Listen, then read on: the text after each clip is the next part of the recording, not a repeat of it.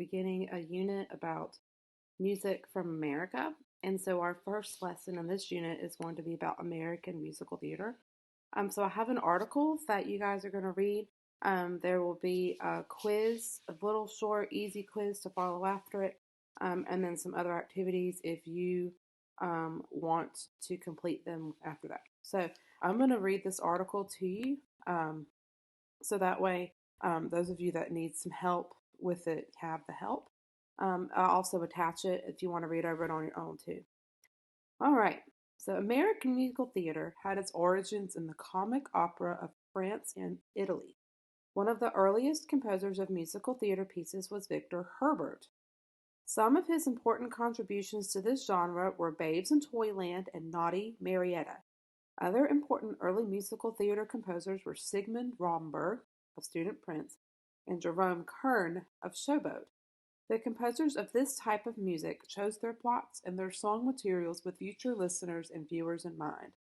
Generally, the early musicals had romantic plots with aspects of comedy thrown in. The videos had to be catchy.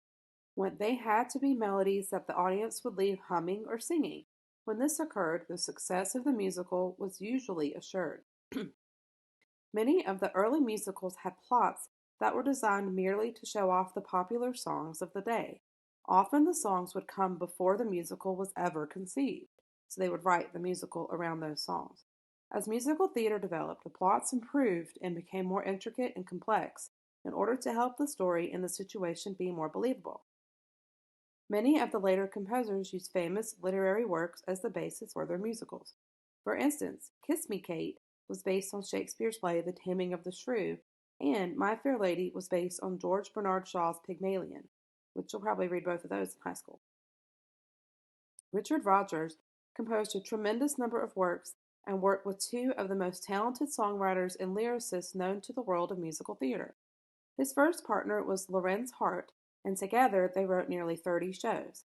Following Hart's death, Rodgers teamed up with Oscar Hammerstein and produced a number of well-known and long-lived musicals such as The Sound of Music, The King and I, and Oklahoma. They composed together from 1943 until about 1960. In the 1970s and 80s, Stephen Sondheim became the leading force in musical theater with his works such as A Little Night Music, Sweeney Todd, and Into the Woods.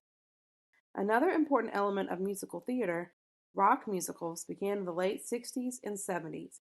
These incorporated another style of popular music known as rock and did away with the romantic, sometimes sappy songs of the earlier musicals in favor of less tuneful songs. However, Andrew Lloyd Webber, the famous British composer of musical theater works, helped to bring the element of beautiful song back to the musical with such works as The Phantom of the Opera and Cats. With the arrival of Andrew Lloyd Webber and the contribution of Claude Michel Schoenberg's Les Miserables, American musical theater was taken over by European composers. There have been in recent years a number of revivals of the old musicals such as Guys and Dolls, Showboat, and My Fair Lady. These revivals have helped rekindle the interest in and production of American-made musicals, such as the grand-scale Beauty of the Beast and Lion King adaptation of animated Disney films. All right, so go ahead and review a little bit. Like I said, there's a short quiz that you'll take along with this, and then some other opportunities for learning after that. Thank you very much. Have a great day.